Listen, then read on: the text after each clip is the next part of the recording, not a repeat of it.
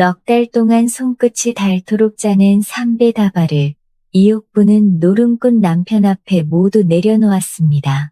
그 배를 팔면 빚 2줄은 지울 수 있었고 시어머니의 구분 등도 며칠쯤은 펴질 수 있었지요.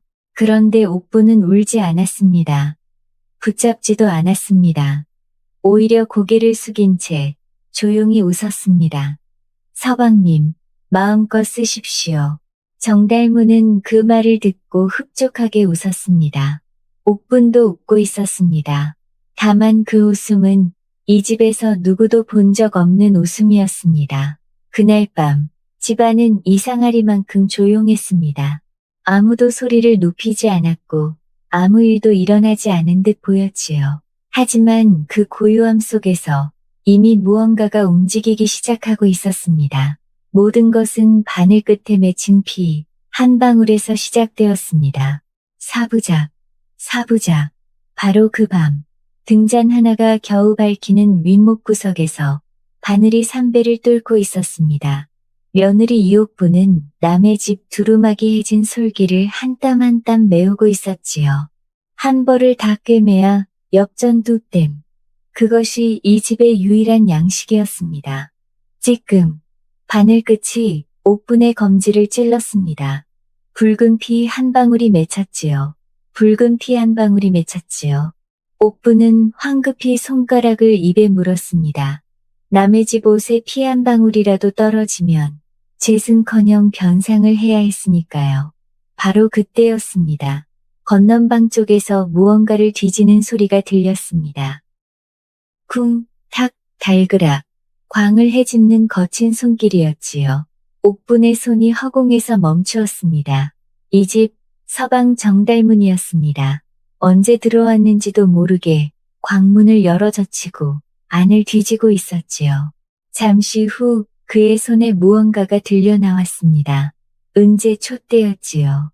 시어머니가 혼인할 때 친정어머니에게 받아온 혼수품이었습니다.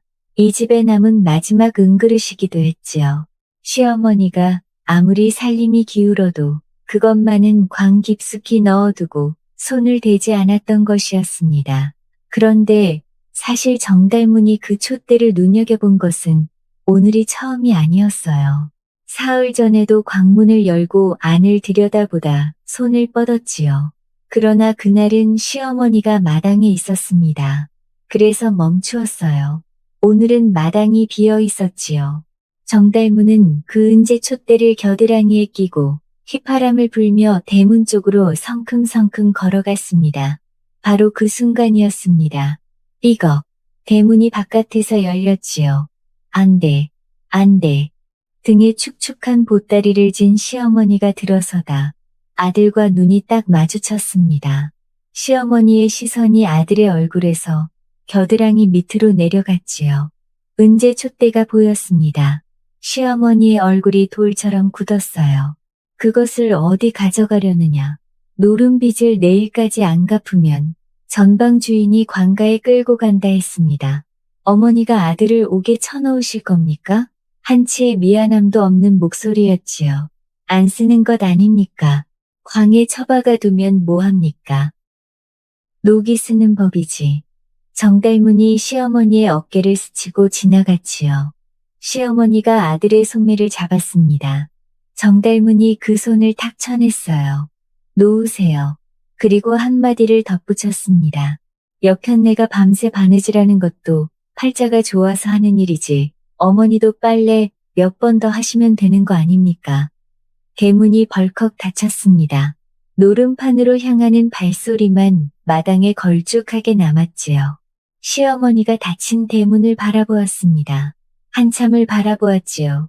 등에 진 보따리가 축 내려앉아 저고리 등판에 물자국을 번지게 했습니다. 울지 않았습니다. 한숨도 쉬지 않았지요. 시어머니는 아무 말 없이 보따리를 고쳐지고 부엌으로 들어갔습니다.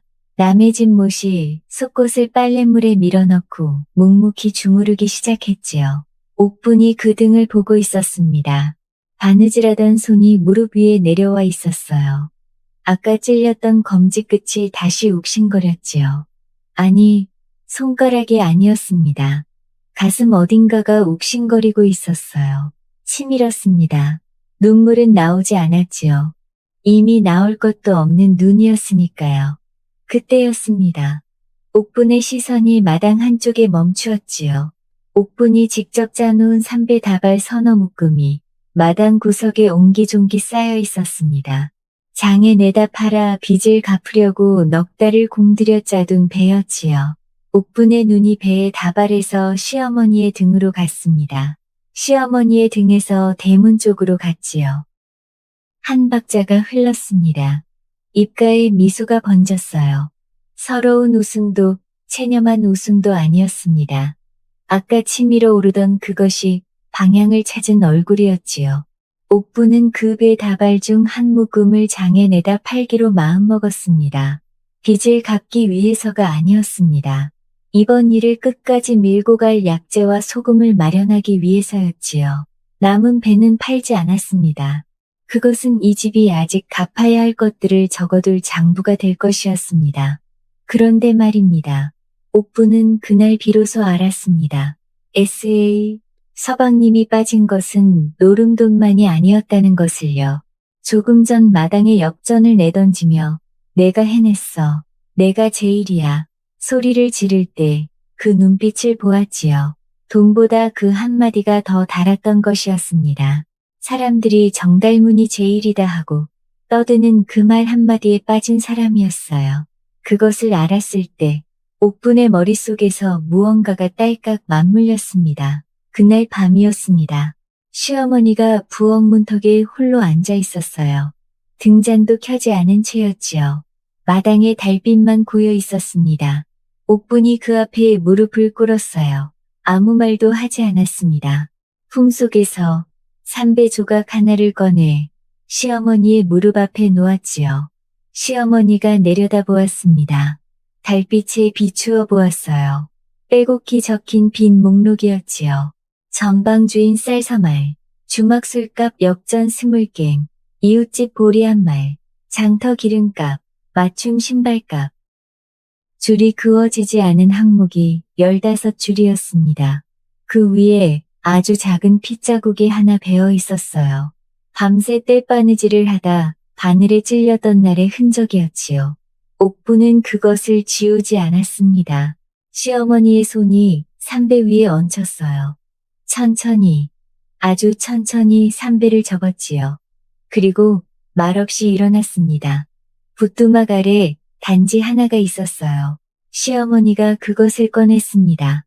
뚜껑을 열자 마른 뿌리 약재 냄새가 올라왔지요. 오래 모아둔 것이었습니다.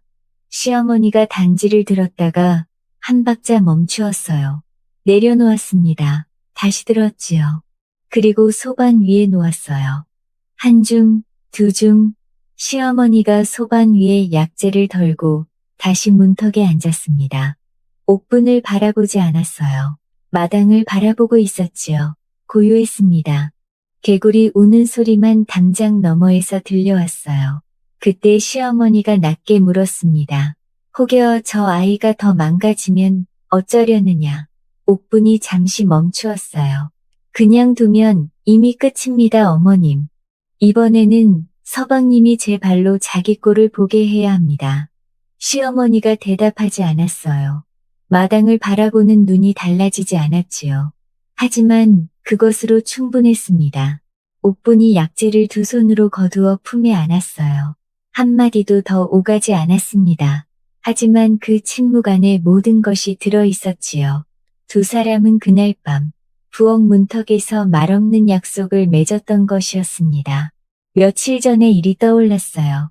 장터에서 챗바느질 품뺑을 받고 돌아오는 길이었지요. 장터 한쪽에서 사내들이 왁자지껄 떠드는 소리가 났습니다. 광나루 씨름판 이야기였어요. 단오 무렵이면 몇 고을에서 사람들이 모여들어 씨름을 겨룬다는 것이었지요. 이긴 사람에게는 황소를 내건다는 말도 들렸습니다. 작은 마을 씨름판 이야기였어요. 옥부는 그것을 듣고 그냥 지나쳤었지요. 그런데 그 이야기가 지금 이 밤 다르게 들렸습니다. 작은 씨름판이면 어떻습니까? 정달문에게는 그것을 팔도 장사들이 모이는 큰 대회처럼 말해도 충분했으니까요. 바로 그 다음 날이었습니다. 대문이 벌컥 열리더니 이 집의 가장이라는 정달문이 기세등등하게 마당으로 들어섰습니다. 여보, 여보, 마당이 떠나가라 고함이 울렸지요. 가슴 반쯤 비뚤어져 있었지요. 도포 앞불에는 장국 국물이 누렇게 말라붙어 있었습니다. 지도처럼 번져 있었어요. 온몸에서 누린내가 진동했지요. 본인만 모르는 꼴이었습니다. 그런데 이 사내의 얼굴을 보십시오. 눈이 반달처럼 휘어져 있었어요. 입은 귀까지 찢어질 듯 벌어져 있었지요. 세상에서 제일 신나는 일이 생긴 얼굴이었습니다. 부엌에서 시어머니의 손이 멈추었어요. 이게 무엇이여? 정달문이 품속을 뒤적였습니다. 헝겊에 쌓인 무언가를 꺼내 마당 한가운데로 내던졌어요. 찰크랑 엽전이 흙바닥 위로 또르르 굴러갔지요. 뒹굴다 멈추었습니다. 개미 한 마리가 그 위로 기어올랐다 내려왔어요. 내가 해냈어. 이 몸이 해냈단 말이여. 가슴을 쿵쿵 치며 소리를 질렀지요. 전방 주인이 들으면 실소할 소리였습니다. 장거리에서 씨름판 내기를 했는디 20냥짜리를 단숨에 이겼거든. 나중에 알고 보니 상대가 전날 밤 술을 잔뜩 마신 사람이었다는 것을 정달문만 몰랐습니다. 두 팔을 벌리며 으스댔어요. 옥분이 문지방에 나타났습니다. 서방님, 이게 무슨 돈이옵니까? 들었제. 내가 제일이었어. 정달문이씩 웃으며 엽전을 턱짓으로 가리켰지요. 죽지는 않았습니다. 번 사람이 죽겠습니까? 옥분이 마당으로 내려섰어요. 흩어진 엽전 앞에 쪼그려 앉았지요. 하나, 둘, 셋, 손가락 끝으로 집어올리기 시작했습니다. 시어머니가 부엌 문턱에 서서 그 꼴을 지켜보고 있었어요. 빨래물에 불어터진 손등을 앞치마에 문질러 닦고 있었지요. 입술을 꼭 다물고 있었습니다. 턱 아래 근육이 돌처럼 굳어 있었어요. 거봐, 내가 이 집에 돈을 못 벌어온다고 누가 그랬어? 기세등등하게 소리쳤지요. 대답하는 사람은 없었습니다. 24 빌키였어요. 배틀도 장독도 노름빚으로 팔려나간 이 집에서 24 빌, 얼마나 되는 돈이었겠습니까? 그런데 말입니다. 옥분이 고개를 들었지요. 화를 냈겠습니까? 아닙니다. 울었겠습니까? 그것도 아니었어요. 방글방글 웃고 있었습니다.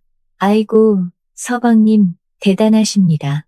씨름판에서 20냥짜리 내기를 단숨에 이기셨다고요. 그럼 나 말고는 아무도 못했어. 정달문의 목소리가 한뼘 더 커졌지요. 시어머니가 그 광경을 보며 눈을 가늘게 떴어요. 옥분의 저 웃음이 이상했으니까요. 배틀이 팔려나갈 때도 이를 깨물었지요. 웃음을 보인 적이 단 한 번도 없던 옥분이었습니다. 그런 옥분이 24째 앞에서 방글방글 웃고 있었지요. 과연 저 웃음의 정체는 무엇이었을까요? 서방님, 옥분이 천천히 입을 열었습니다. 혹시 서방님의 그 재주를 진짜 크게 한번 써보실 생각은 없으시옵니까? 정달문의 눈이 동그래졌어요. 옥분의 입가에 미소가 번졌지요. 눈은 웃고 있지 않았습니다. 부엌 문턱에 시어머니가 옥분의 등판을 뚫어지게 보고 있었어요. 열흘 뒤 이 집에서 무슨 일이 벌어질지 정달문만 모르고 있었습니다. 다음 날 아침이었습니다. 옥분이 밥상을 차렸어요. 보리밥 한 덩이에 된장국, 소금에 절인 무조가리 하나가 전부였지요. 그런데 옥분은 숟가락 놓는 방향까지 또박또박 맞추었습니다. 그리고 정달문 앞에 무릎을 꿇고 앉았어요. 서방님, 하나 여쭐 것이 있사옵니다. 혹시 팔도 씨름대회라고 들어보신 적 있으시옵니까? 숟가락이 된장국 위에서 멈추었습니다. 팔도 씨름대회, 그게 뭐시여? 광나루에서 해마다 단오즈음에 열리는 대회이옵니다. 팔도에서 내로라 하는 장사들이 모여 겨루는 것이지요. 우승하면 황소 한 마리에 쌀 50가마를 상으로 내린다 하옵니다. 그리고 그 이름이 팔도에 퍼진다 하옵니다. 팔도 제1의 장사로요. 옥분의 목소리는 조용했습니다. 그러나 한마디 한마디에 힘이 실려 있었어요. 특히 마지막 한마디에 팔도 제1의 장사. 정달문의 눈알이 노루 대가리만 해졌지요. 황소 한 마리, 예 쌀 50카마, 예 팔도 제1, 예 서방님이 바로 그 제목이시옵니다. 정달문의 숨소리가 황소 코방울처럼 거칠어졌습니다. 누가 봐도 한 마리 물고기가 미끼를 발견한 얼굴이었지요. 훈련이 필요하옵니다. 훈련. 서방님 재주가 아무리 뛰어나시다 해도 팔도에 내로라 하는 장사들과 겨루려면 지금 실력으로는 어림없사옵니다. 정달문의 미간이 구겨졌지요. 내가 어림없어.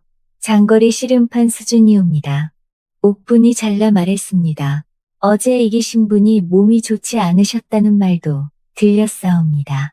정달문의 이마 위로 핏줄이 꿈틀거렸지요. 자존심이 두 겹으로 건드려진 것이었습니다. 뒷마당 곳간을 훈련방으로 쓰실 것이옵니다. 서방님께서는 열흘 동안 그 안에서 아침부터 밤까지 근력을 기르시는 것이옵니다. 열흘이면 충분하옵니다. 서방님 체질이시니 어깨가 한 잼 올라갔지요. 헌디, 잠깐, 곳간에 갇혀 있으라고? 갇히시는 게 아니옵니다. 문은 안에서 잠그시는 것이니 서방님 마음대로 여 닫으실 수 있사옵니다. 안에서 잠근다. 이 말 한마디에 정달문의 마지막 의심이 스르르 녹았지요. 사실 정달문에게 곳간은 감옥처럼 보이지 않았습니다. 빚쟁이도, 어머니의 한숨도, 아내의 바늘소리도 들어오지 않는 곳이었지요. 어쩌면 그것이 가장 큰 미끼였는지도 모릅니다. 황소보다, 쌀 50카마보다, 좋아, 해보자. 정달문이 벌떡 일어섰습니다. 마당을 가로질러 뒷마당 곳간문을 활짝 잡아당겼어요. 곳간 안을 보십시오. 집단 옆으로 작은 상이 하나 놓여 있었습니다. 그 위에 사기 대접 하나와 봉지 하나가 얹혀 있었어요. 옥분이 한 발짝 앞서 들어가더니 봉지를 열었지요. 마른 약재가루가 쏟아졌습니다. 시어머니의 단지에서 꺼낸 뿌리 약재였어요. 이것을 소금물에 타서 드시는 것이옵니다. 하루 3번 훈련 전마다 드셔야 하옵니다. 뼈와 힘줄에 힘을 돋우는 것이라 하옵니다. 정달문이 코를 들이밀고 크게 들이쉬었어요. 짠 소금 냄새와 쓴 약초 냄새가 뒤섞여 콧속을 찔렀지요. 하지만 팔도 제1의 장사라는 말이 그 냄새보다 컸어요. 이야, 이것이 바로 사나이의 훈련이지. 호탕하게 웃으며 곳간문을 안에서 닫았습니다. 탁! 마당에 정달문의 콧노래가 새어나왔어요. 옥분이 돌아섰습니다.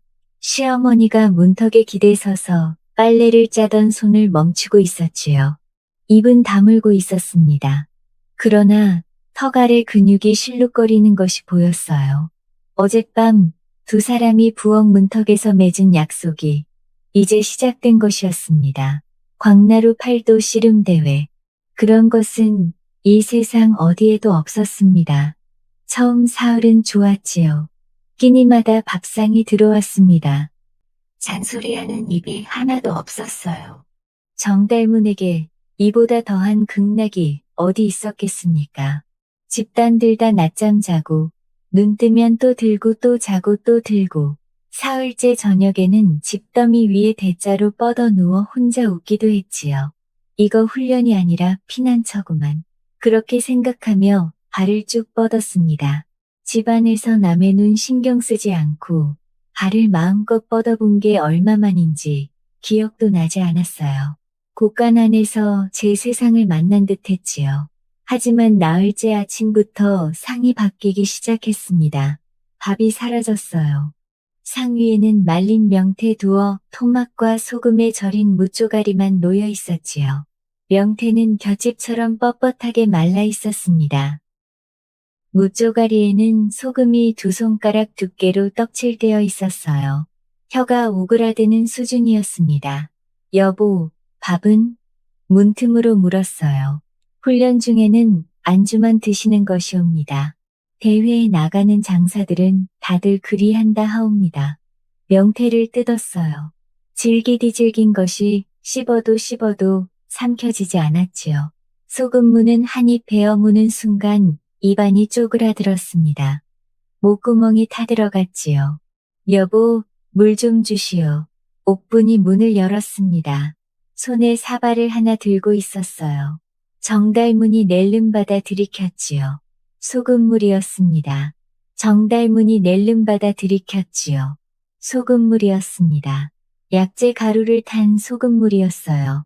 목구멍을 타고 내려가는 것이 뜨거운 모래를 삼키는 것 같았지요. 여보, 이게 못이요? 훈련 중에 맹물을 드시면 근력이 무른다 하옵니다. 뼈와 힘줄을 단단히 하려면 이것을 드셔야 하옵니다. 옥분의 목소리는 나긋나긋했어요. 그러나 그 나긋함 뒤에 쇠신줄이 한 가닥 박혀 있었지요. 그리고 문을 닫았습니다.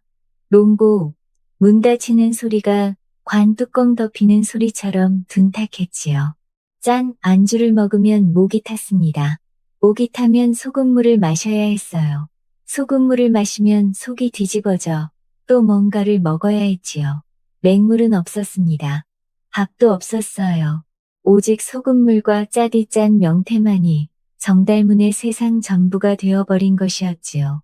그런데 말입니다. 그 사이 바깥에서도 일이 있었습니다. 사흘째 저녁이었어요. 대문을 두드리는 소리가 났지요. 전방 주인이었습니다. 옥분이 대문을 열었어요. 이달 안에 갚기로 한 쌀 서말이 아직이라며 더는 미룰 수 없다 했지요. 옥분이 고개를 숙였어요. 사흘만 기다려 주시옵소서. 전방 주인이 옥분을 위아래로 훑어보았습니다. 남편은 장사가 된다더니 아내는 아직도 바늘로 빚을 갚는구먼. 비웃는 목소리였어요. 대문이 닫혔습니다.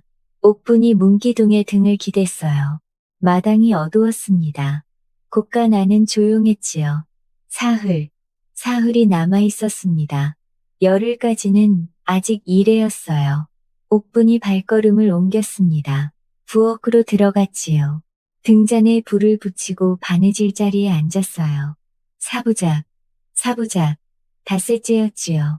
정달문의 혀가 두꺼비 등짝처럼 부풀어 올랐습니다. 이때였어요. 그런데 말입니다. 닷새째 오후 곳간 안에서 이상한 소리가 났습니다. 삐걱, 문이 안에서 열리는 소리였어요. 옥분이 바느질을 멈추었습니다. 마당으로 내다보았지요. 정달문이었어요. 곳간 문을 반쯤 열고 고개를 내밀고 있었습니다. 눈이 풀려 있었어요. 입술이 이미 하얗게 말라 있었지요. 정달문의 발이 마당으로 반쯤 나와 있었습니다. 한달문의 발이 나오려는 것이었어요. 마당에 바람이 불었습니다. 풀냄새가 났지요. 흙냄새가 났어요. 정달문의 코가 벌렁거렸습니다. 그 순간이었지요. 부엌 쪽에서 소리가 났어요. 찰박찰박, 시어머니였습니다. 빨래통을 안고 부엌에서 나오고 있었지요. 마당을 가로질러 걸어오고 있었습니다. 정달문과 눈이 마주쳤어요. 시어머니가 멈추지 않았습니다. 고함도 치지 않았어요. 꾸짖지도 않았지요. 그저 빨래통을 아는 채 아들의 옆을 지나쳐 걸어갔습니다. 등이었어요.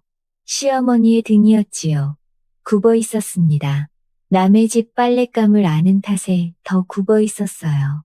저고리 등판에 물자국이 번져 있었지요. 그 물자국이 마르지 않은 채 또 젖어 있었습니다. 오늘도, 어제도, 그제도, 그 순간 정달문은 제가 했던 말을 떠올렸습니다. 어머니도 빨래 몇 번 더 하시면 되는 거 아닙니까? 그런데 눈앞에 그 등은 정말로 더 굽어 있었습니다.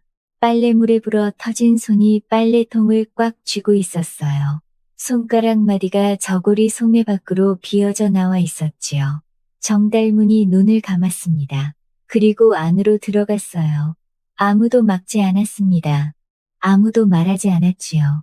스스로 문을 닫은 것이었어요. 탁! 시어머니가 빨랫줄 쪽으로 걸어가며 빨래를 털기 시작했습니다. 퍼덕, 퍼덕. 아무것도 본 적 없다는 듯이 옥분이 바느질 자리로 돌아왔습니다. 손에 쥔 바늘이 미세하게 떨리고 있었어요. 잠깐이었습니다. 숨을 고르고 다시 삼배를 들었지요. 그날 밤이었습니다. 옥분이 바느질을 마치고 위패 앞에 앉아 있었어요. 조상의 신주 앞이었지요. 등잔불 하나가 가물거리고 있었습니다. 품속에 소금물 봉지가 들려 있었어요. 탁자 위에 놓았습니다. 다시 집었지요. 다시 놓았어요. 죽이려는 것이 아니었습니다. 다만 한 번이라도 남은 사람들이 어떤 목마름으로 살아왔는지 알게 하고 싶었지요. 그 생각이 맞는 것인지 그른 것인지 옥분은 알지 못했습니다. 한참 뒤 옥분이 손에 든 봉지를 천천히 소반 위에 내려놓았습니다. 두 손을 모아 위패 앞에 이마를 대었지요. 무릎이 흙바닥에 닿았어요. 오래 그렇게 있었습니다. 일어섰을 때 얼굴에 눈물은 없었어요. 하지만 입술이 단단하게 다물려 있었습니다. 봉지를 다시 집어들었어요. 내일도 이것을 드리겠노라는 결심이었지요. 한편 그 밤 시어머니도 쉬이 자지 못했습니다. 부엌에서 나온 시어머니가 옥분의 소매를 잡았어요. 낮은 목소리였지요. 오늘은 밥 한 숟갈만 더 넣어주면 안 되겠느냐. 옥분이 멈추었습니다. 시어머니를 보았지요. 시어머니의 눈이 곳간 쪽을 향해 있었어요. 아들이었습니다. 아무리 못난 아들이어도 아들이었지요. 옥분이 대답 대신 부엌으로 들어갔습니다. 잠시 후 작은 사기 보시기 하나를 들고 나왔어요. 보리밥 한 덩이였습니다. 아주 작은 덩이였지요. 옥분이 그것을 이튿날 상위에 살며시 놓았어요.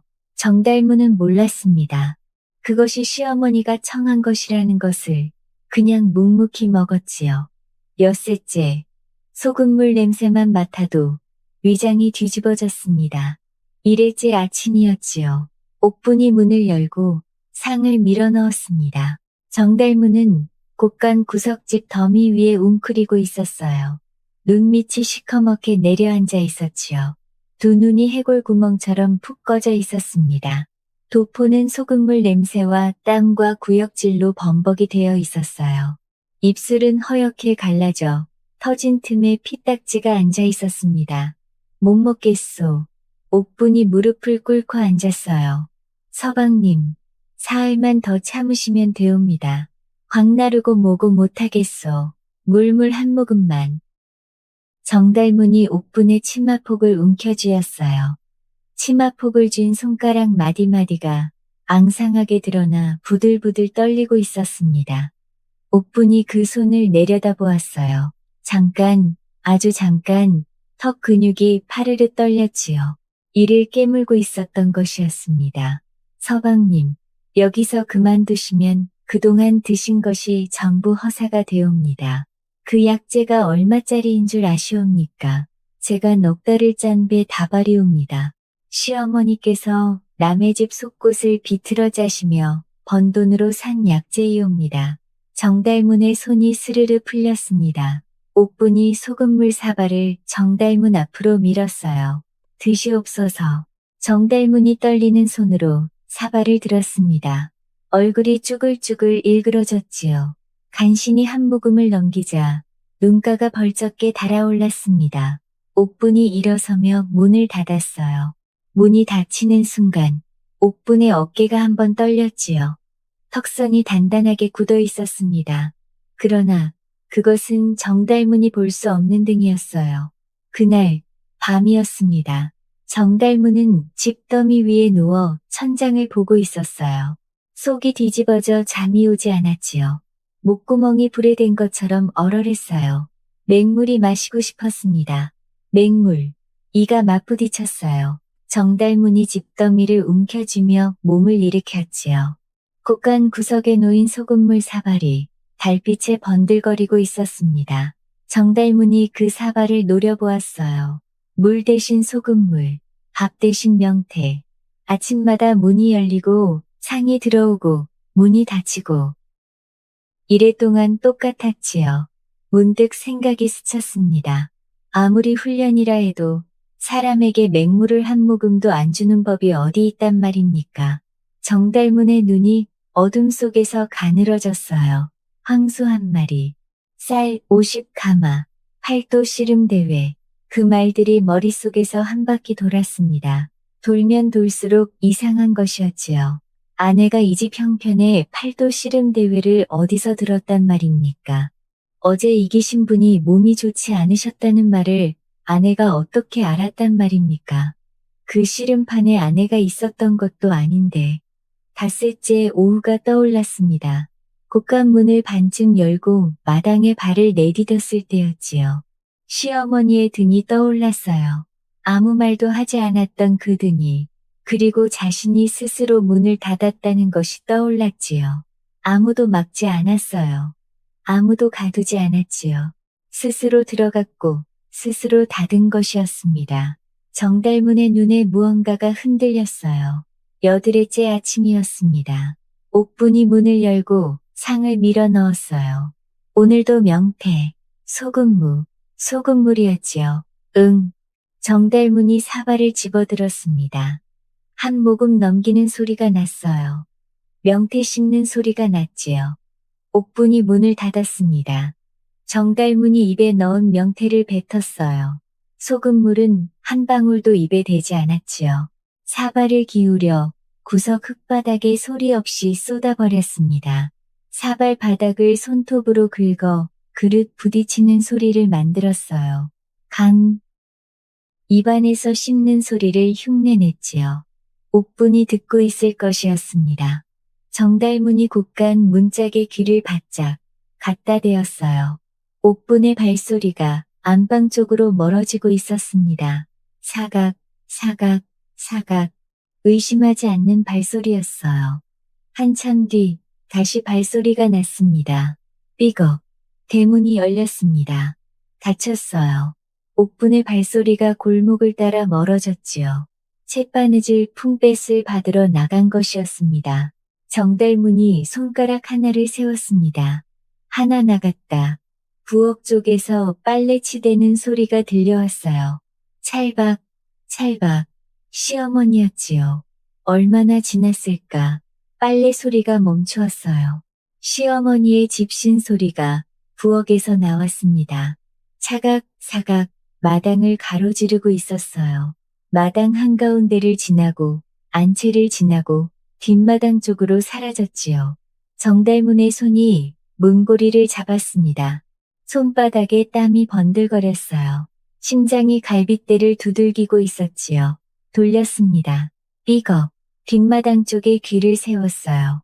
허덕, 퍼덕. 빨래 터는 소리가 담장 너머에서 들려왔지요. 지금이었습니다. 정달문이 맨발로 마당에 내려섰어요. 흙이 발바닥에 닿았지요. 단단하고 차가운 진짜 흙이었습니다. 발가락이 그 흙을 움켜쥐었어요. 대문까지 15걸음이었지요. 첫 발을 내디뎠습니다. 무릎이 후들거렸어요. 두 번째 발, 세 번째 발, 5걸음째였어요. 뒷마당에서 빨래 터는 소리가 또 끊겼습니다. 정달문의 다리가 굳었어요. 한 박자, 두 박자, 퍼덕. 빨래를 줄에 걸치는 소리였어요. 정달문이 남은 10걸음을 내달렸지요. 끼. 대문이 열렸습니다. 골목의 바람이 얼굴을 때렸어요. 풀 냄새가, 흙 냄새가, 밥 짓는 연기 냄새가, 어디선가 개 짖는 소리가, 세상의 모든 것이 한꺼번에 밀려 들어왔지요. 정달문이 골목으로 뛰쳐나갔습니다. 달렸어요. 비틀거리면서도 달렸지요. 맨발이 자갈을 밟아 발바닥이 까졌으나 아랑곳하지 않았습니다. 도포자락이 바람에 펄럭였어요. 하하하, 하하하. 미친 사람처럼 웃으며 달렸습니다. 우물이 보였어요. 마을 한가운데 3인 공동 우물이었지요. 정달문이 두레박줄에 매달렸습니다. 팔에 힘이라곤 남아있지 않았어요. 줄이 손바닥을 파고들었지요. 이를 악물고 끌어올렸습니다.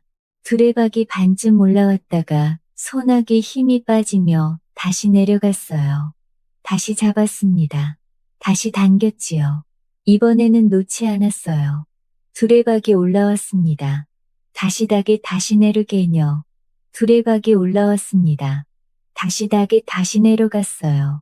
다시 닭이 다시 내려갔어요. 다시 닭이 다시 당겼지요. 다시 당겼지요. 물이 햇빛에 반짝였지요. 정달문이 두레박째 들어올려 얼굴을 쳐박았습니다. 콸콸콸 물이었습니다. 맹물이었어요. 이래만의 물이었지요. 차가운 물이 갈라진 입술을 적시고 두꺼비 등짝처럼 부풀었던 혀 위로 흘러내리고 타들어간 목구멍을 타고 내려갔습니다. 물이 턱 밑으로 줄줄 흘러내려 도포를 적셨어요. 가슴팍이 흥건해지고 있었지요. 멈추지 않았습니다. 두레박이 빌 때까지 들이켰어요. 정달문의 눈에서 눈물이 흘렀습니다. 소금물이 아니었어요. 쓴 약물도 아니었지요. 그냥 물이었습니다. 아무 맛도 없는 맹물이 세상에서 가장 달았어요. 빈 두레박이 손에 남았습니다. 정달문이 그것을 천천히 내려놓았지요. 우물가에 털썩 주저앉았어요.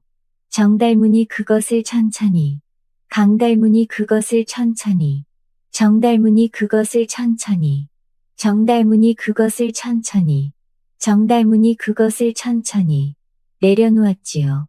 무릎이 돌바닥에 닿았습니다. 맨발 바닥에서 피가 배어나오고 있었지요. 자갈에 긁힌 것이었어요. 아프지 않았습니다. 아무것도 느껴지지 않았어요. 하늘을 올려다보았습니다. 구름 한 점 없었어요. 바람이 불어 머리카락을 흐트렸지요. 살았다, 살았어. 이래만의 자유였습니다. 바로 그때였어요. 사각, 사각. 집신 끌리는 소리가 들렸지요. 시어머니가 서 있었어요. 우물가 앞에 두 손을 앞으로 가지런히 모은 채 아들을 내려다보고 있었지요. 빨래를 널다 말았는지 앞치마에 물기가 번져 있었습니다. 비녀가 없었어요. 언제나 단정히 꽂혀있던 비녀가 보이지 않았지요. 급하게 나온 것이었습니다. 빨래를 줄에 반쯤 걸어놓고 비녀 꽂을 겨를도 없이 아들을 찾으러 나온 것이었어요. 집신 코에 흙이 묻어 있었지요. 여기까지 걸어온 것이었습니다. 한마디도 하지 않았습니다. 다만 눈이 그러했어요. 남의 집 속곳을 비틀어 짜던 그 손, 빨랫물에 불어 터진 그 손가락, 항아리 밑동 자국만 남은 빈 장독대, 아들 때문에 팔려나간 배틀, 사흘 전 광에서 집어들려던 은재 촛대 앞에서 잡혔던 소매, 그 모든 것이 시어머니의 두 눈 안에 고여 있었지요. 정달문의 입에서 웃음이 사라졌습니다. 시어머니가 한 발짝 다가왔어요. 정달문의 어깨가 움츠러들었지요. 시어머니가 또 한 발짝 다가왔습니다. 정달문의 고개가 꺾였어요. 시어머니의 손이 천천히 올라왔습니다. 정달문의 도포깃을 잡았어요. 엄지와 검지로 깃끝을 살짝, 아주 살짝 집었을 뿐이었지요. 가자. 낮고 짧은 한마디였어요. 그것으로 충분했지요. 정달문의 몸이 스르르 일어났습니다. 옥분의 발소리를 세고 시어머니의 빨래 간격을 재고 문고리를 돌리고 15걸음을 내달리고 대문을 박차고 골목을 뛰쳐나와 두레박째 물을 들이켜며 살았다 외치던 그 모든 탈출이 어머니의 손가락 두 개 앞에서 허물어지고 있었습니다. 우물가에서 집까지 정달문은 시어머니의 반걸음 뒤를 따라 걸었어요. 아까 맨발로 내달리던 그 골목을 다시 걸었지요. 아까 올 때는 자갈 위를 뛰었고 갈 때는 자갈을 끌었어요. 마을 사람들이 보았지요. 담장 너머로 고개를 빼꼼 내민 안악이 입을 틀어막았습니다. 장작을 패던 사내가 도끼질을 멈추었어요. 물지개를 지고 골목을 내려오던 사내도 비켜섰지요. 아무도 말을 걸지 않았습니다. 시어머니의 등 뒤를 고양이 새끼처럼 따라가는 정달문의 꼴을 보고 무슨 말이 필요했겠습니까? 정달문은 고개를 들지 않았습니다. 발밑만 보고 걸었어요. 자갈 위에 맨발에서 배어나온 피가 작은 얼룩을 만들었다. 사라졌지요. 오는 길에는 보이지 않던 것이었습니다. 그때는 달리고 있었으니까요. 대문이 열렸습니다. 마당을 가로질렀어요. 곳간 앞에 다다랐지요. 정달문이 마지막으로 하늘을 한번 올려다보았습니다. 구름 한 점 없던 그 하늘이 아직 거기 있었어요. 바람이 한 줄기 불어왔지요. 정달문의 눈에 그 바람이 걸렸다가 곳간 문이 닫히며 사라졌습니다. 정달문이 문짝에 등을 대고 미끄러지듯 주저앉았어요. 아까 우물가에서 들이켠 물이 아직 턱 밑에 젖어 있었지요. 맨발에서 배어나온 피가 흙바닥에 번지고 있었습니다. 바깥에서 바람 소리가 들렸어요. 방금 전까지 제 얼굴을 때리던 그 바람이었지요. 정달문이 두 무릎을 끌어안았습니다. 이마가 무릎 위에 떨어졌어요. 한참을 그렇게 앉아 있었지요. 그런데 문득 아까 어머니의 머리가 떠올랐습니다. 비녀가 없던 그 머리였어요. 급하게 나온 것이었지요. 빨래를 줄에 반쯤 걸어놓고 아들을 찾으러 나온 것이었습니다. 정달문의 목구멍에 무언가가 걸렸습니다. 소금물도 명태도 아닌 것이 올라왔다. 내려가지 않았어요. 노름 때문에 어머니가 남의 집 빨래를 한다는 것은 알고 있었지요. 모른 척 했을 뿐이었습니다. 아내가 밤마다 챗바느질을 하는 것도, 배틀이 팔려나간 것도, 장독대가 비어있는 것도 전부 알고 있었어요. 모른 척 하는 것이 편했으니까요. 그런데 지금 이 곳간 안에 있는 것은 무엇입니까? 이래동안 소금물을 마시고 명태를 씹고 위장이 뒤집어지던 그 나날이 있었지요. 그것이 고통이었습니까? 그렇습니다. 그런데 그 고통이 아내와 어머니가 날마다 살아온 것과 같은 것이었습니까? 정달문이 곡간벽에 머리를 기대었습니다. 천장에 거미줄이 보였어요. 거미 한 마리가 줄 위에 가만히 앉아 있었지요. 흔들리지 않았습니다. 정달문이 그것을 오래 보았어요. 입이 열렸으나 소리는 나오지 않았지요. 이래였습니다. 고작 이래였어요. 어머니와 아내는 몇 해를 그렇게 살았단 말입니까? 그날 오후였습니다. 옥분이 쌔바느질 품대를 받고 막 돌아왔어요. 시어머니가 먼저 입을 열었습니다. 안 우는구나. 엊그제까지만 해도 물 달라고 악을 쓰더니 오늘은 안 운다. 시어머니가 곡간 쪽을 턱짓으로 가리키며 말했지요.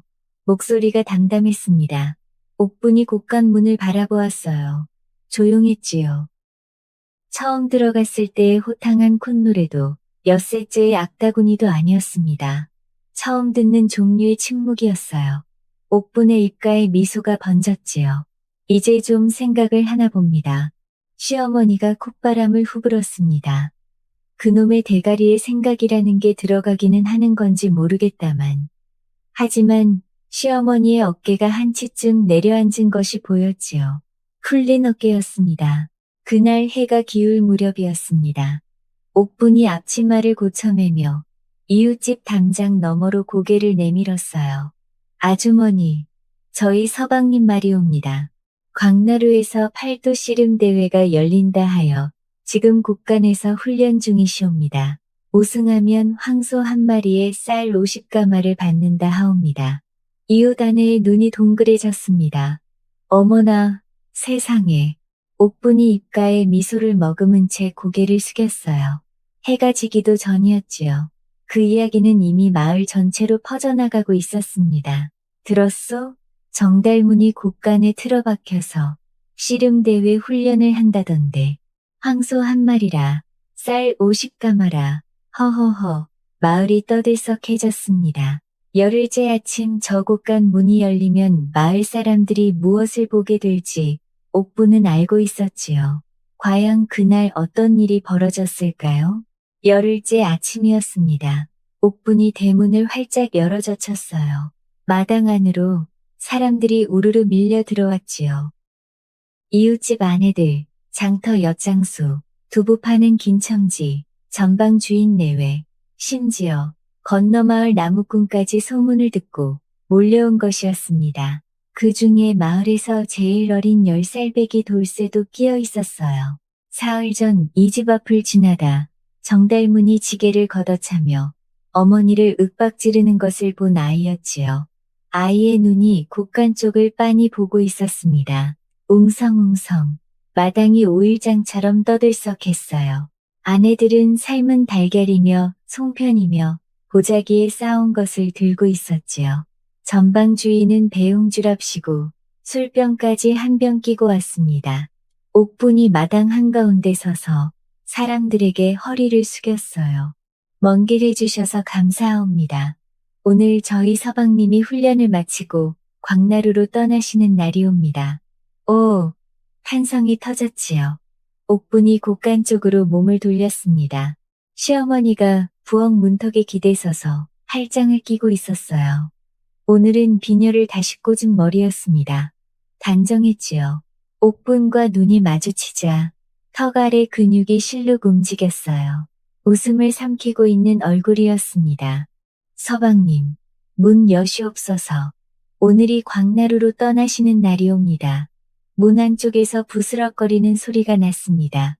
도포 자락을 끌며 비틀거리는 소리가 들렸지요. 끼익! 문이 열렸습니다. 정달문이 나왔어요. 마당에 모인 사람들의 입이 일제히 다물렸지요. 광대뼈가 봉우리 세우듯 툭 튀어나와 있었어요. 눈밑이 시커멓게 꺼져 해골이 도포를 걸친 형상이었지요. 쉰내가 곳간 문이 열리는 순간 마당까지 확 퍼졌습니다. 앞줄의 선 안에 둘이 코를 틀어막았어요. 정달문이 눈을 가늘게 떴습니다. 한참을 깜박거리다 초점이 잡혔어요. 이 사람들이 왜 여기에? 목소리가 쉬어서 갈대줄기 개키는 소리 같았지요. 서방님을 배웅하러 오셨사옵니다. 광나루 팔도 씨름대회에 출전하시는 서방님을 말이옵니다. 배웅, 정달문의 눈이 흔들렸어요. 사람들의 얼굴을 하나하나 훑었지요. 다들 기대에 찬 눈빛으로 올려다보고 있었습니다. 자, 서방님, 옥분이 뒤로 돌아서더니 미리 준비해둔 것을 들어올렸어요. 하얀 사기 대접이었지요. 겉에 팔도 역사라고 먹으로 또박또박 써놓은 것이 햇빛에 번들거렸습니다. 옥분이 그 대접을 두 손으로 받쳐들고 정달문 앞으로 한 걸음 다가갔어요. 출전 전에 기운을 도우시라고 한 잔 올리겠사옵니다. 사기 대접 안에서 소금물 냄새가 피어올랐습니다. 그 냄새가 정달문의 코에 닿았어요. 얼굴에서 핏기가 빠지기 시작했지요. 이마부터였습니다. 광대뼈를 지나 턱 끝까지 하얗게 하얗게 사기 그릇보다 더 하얀 빛이 정달문의 얼굴 위를 쓸어내렸어요. 옥분의 손이 조금 더 가까워졌습니다. 소금물 특유의 짠 기운이 콧구멍 안쪽을 훑었지요. 정달문의 목구멍이 꿀떡거렸어요. 위장이 뒤집어지려는 것을 온몸에 힘을 주어 눌러담고 있었습니다. 대접을 살짝 기울였어요. 주둥이에서 소금물이 한 방울 또르르 흘러내려 정달문의 손등 위에 떨어졌지요. 차가웠습니다. 정달문의 손이 파르르 떨렸어요. 이어서 무릎이 떨렸지요. 하하지 마시오. 갈라진 목소리였습니다. 그것을 치워주시오. 옥분이 멈추지 않았어요. 서방님, 한 잔만 드시면 되옵니다. 정달문의 손이 올라갔습니다. 대접을 밀쳐내려는 것이었어요. 하지만 힘이 없었습니다. 손가락이 사기 표면 위를 미끄러져 허공을 긁었지요. 정달문의 눈에 물기가 차올랐어요. 못 마시겠소. 정달문이 소리를 질렀지요. 마당이 얼어붙었습니다. 수십 개의 입이 동시에 다물렸어요. 정달문의 무릎이 풀렸지요. 천천히, 아주 천천히 마당 흙바닥 위로 무릎이 꺾였습니다. 털썩 정달문이 주저앉았어요. 두 손으로 얼굴을 감쌌지요.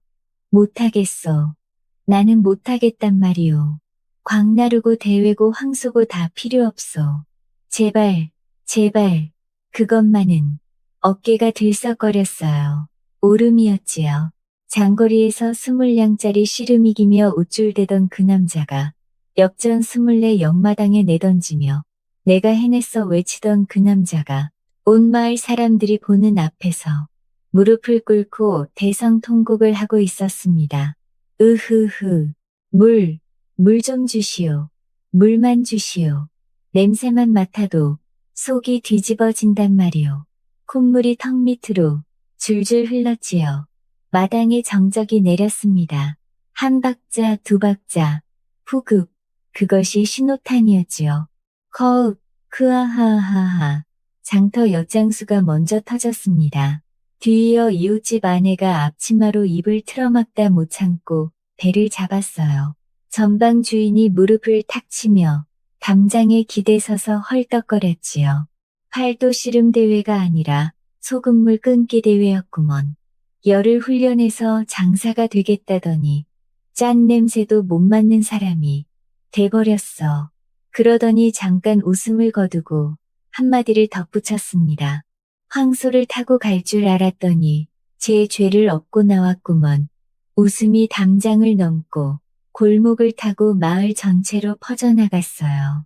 달걀 싸온 아내가 보자기째 흙바닥에 떨어뜨린 것도 몰랐지요. 전방 주인이 들고 온 배웅주병이 기울어져 흙바닥에 술이 쏟아지고 있었으나 아무도 신경 쓰지 않았습니다. 이미 배를 잡고 있었으니까요. 그때였습니다. 마당 한쪽에서 작은 목소리가 들렸지요. 돌쇠였습니다. 아저씨, 장사는 왜 물을 달라고 울어요? 10살배기의 눈이 맑았지요. 악이라곤 없는 눈이었습니다. 그러나 그 한마디가 어떤 웃음보다 더 깊이 박혔어요. 마당에 다시 정적이 내렸습니다. 이번에는 웃음이 없었지요. 정달문이 흙바닥에 엎드린 채 고개를 들지 못했어요. 등 위로 쏟아지는 침묵이 아까 웃음소리보다 더 따가웠지요. 옥분이 대접을 내려놓았지요. 앞치마에 두 손을 묶고 한 발짝 물러서서 정달문의 등을 내려다보았습니다. 옥분의 얼굴에 웃음은 없었어요.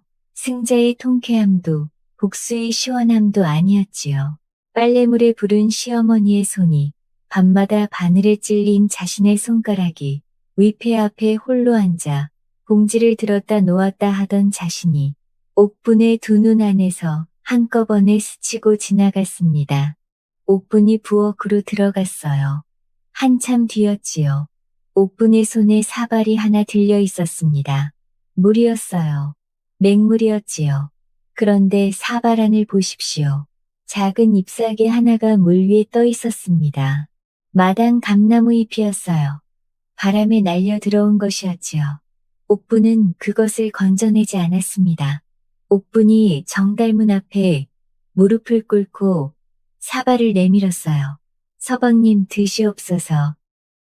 정달문이 젖은 눈으로 사발을 올려다보았습니다. 소금물이 아니었지요. 물이었어요.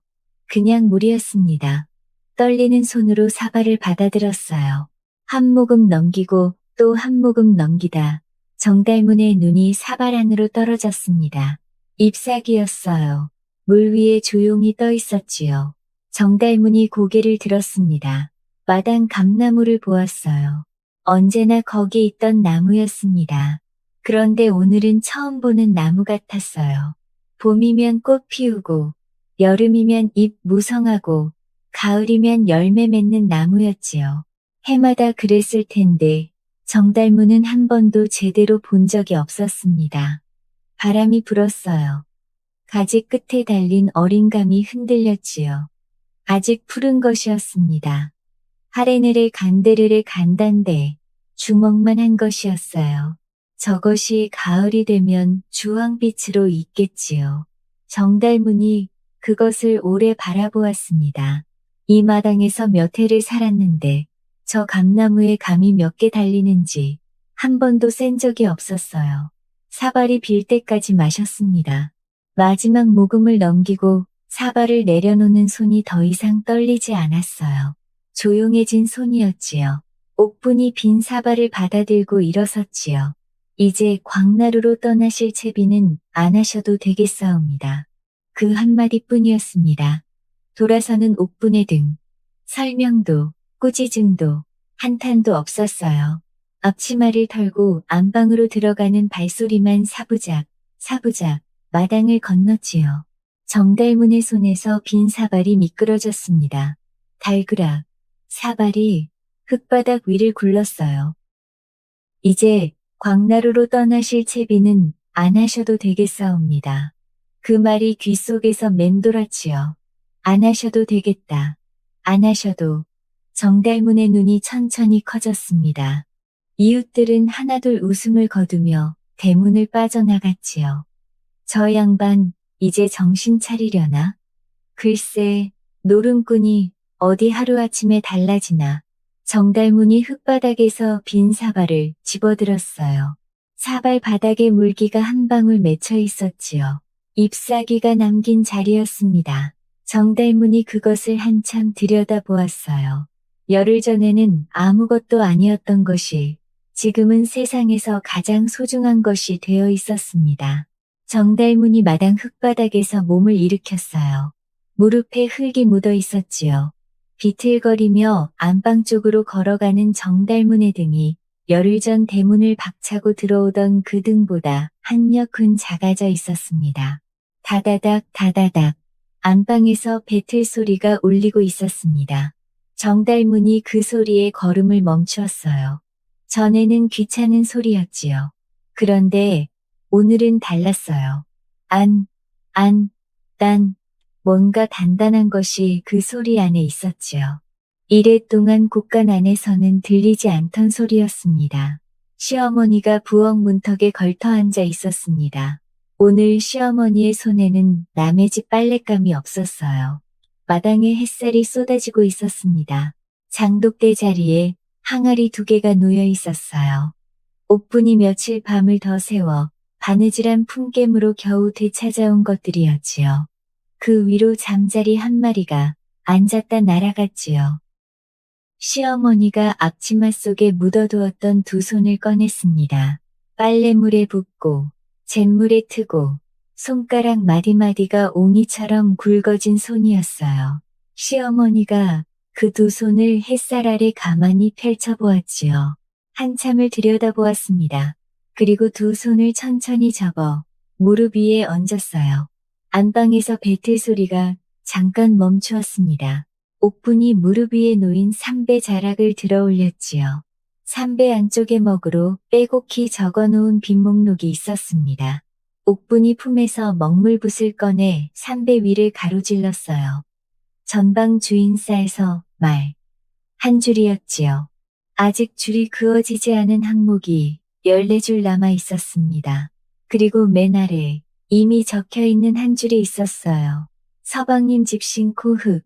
빚도 아니었고 갚아야 할 것도 아니었습니다. 그냥 써두고 싶었던 것이었어요.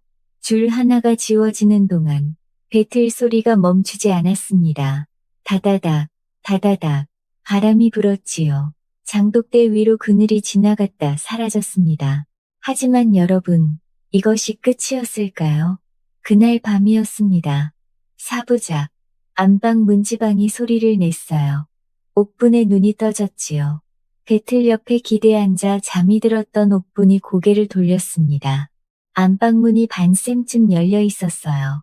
방금 전까지 구석에 누워있던 정달문의 자리가 비어 있었지요. 이불이 사람 모양으로 구겨져 있을 뿐 온기조차 남아있지 않았습니다. 옥분이 몸을 일으켜 문틈으로 내다보았지요. 마당이 달빛에 젖어 있었습니다. 정달문이 보였어요. 대문 앞이었지요. 정달문이 보였어요. 갓도 쓰지 않은 채 집신을 한 손에 들고 맨발로 마당을 건너고 있었습니다. 새로 놓인 장독대를 돌아 감나무를 지나 대문 쪽으로 발끝이 흙 위를 스치듯 지나갔어요. 소리가 나지 않았지요. 어디를 밟으면 소리가 나고 어디를 밟으면 나지 않는지 이미 알고 있는 발이었습니다. 정달문의 손이 대문 빗장에 닿았어요. 그런데 정달문이 멈추었습니다. 빗장에 손을 얹은 채 멈추어 있었어요. 정달문의 고개가 천천히 돌아갔습니다. 부엌 쪽이었어요. 부엌 문턱이었지요. 시어머니의 집신이 가지런히 놓여 있었습니다. 낮에 우물가를 걸어온 그 집신이었어요. 코에 흙이 아직 묻어 있었지요. 정달문이 한 발짝 물러섰습니다. 집신 쪽으로 걸어갔어요. 쪼그려 앉았지요. 집신을 집어들었습니다. 손가락으로 코 부분의 흙을 살살 털었어요. 집신을 그리고 가지런히 다시 놓았지요. 아무것도 아닌 일이었습니다. 집신 하나 놓은 것이었어요. 그런데 옥분의 손이 문지방을 잡은 채 꼼짝하지 않았습니다. 이를 깨무는 소리가 자신의 귀에 들릴 만큼 이를 깨물고 있었지요. 정달문이 다시 대문 쪽으로 걸어갔습니다. 빗장을 밀었어요. 대문이 열렸습니다. 골목 저편에서 노름판의 등불이 어른거리고 있었어요. 패짝 소리도 희미하게 들렸지요. 정달문의 발이 골목 쪽을 향했습니다. 대문이 닫혔어요. 안방문 틈으로 옥분의 눈이 그 뒷모습을 끝까지 따라가고 있었지요. 그런데 말입니다. 골목 어귀에서 정달문의 발이 멈추었습니다. 노름판 불빛이 보였어요. 패짝 소리도 들렸지요. 사내들의 웃음소리도 들렸습니다. 그런데 발이 움직이지 않았어요. 손끝에 아직 집신 코에 흙이 남아있는 것 같았지요. 얼마나 서 있었을까요? 달이 구름에 가렸다 다시 나왔어요. 골목의 그늘이 지나갔다 사라졌지요. 정달문은 그 자리에 그대로 서 있었습니다. 이야기는 여기서 끊습니다. 그 발이 결국 어디로 향했는지 그것은 정달문만이 알겠지요. 옥분이 천천히 문틈에서 물러났습니다. 배틀 앞에 다시 앉았어요. 급한난이 가이심에 무릎 밑에 넣어두었던 삼배를 꺼냈지요. 빈 목록이 달빛에 드러났어요. 14줄, 그리고 맨 아래 서방님 집신 코 흙 한 줄, 부엌 선반 위였지요. 옥분이 새로 짜놓은 삼배 다발이 달빛에 젖어 있었습니다. 다음을 준비해둔 것이었어요. 옥분의 입가에 미소가 번졌습니다. 서방님, 한 번으로 될 줄은 저도 생각하지 않았사옵니다. 사람은 한 번에 고쳐지지 않습니다. 다만 부끄러움을 알게 된 날부터 무너진 집에도 다시 기둥을 세울 수 있는 법이지요. 오늘의 이야기는 여기까지입니다. 이 외에도 다양한 에피소드가 준비되어 있습니다. 많은 관심 부탁드립니다. 오늘도 편안한 밤 되시길 바랍니다. 감사합니다. 다랑공군두 감사합니다. 다랑공군두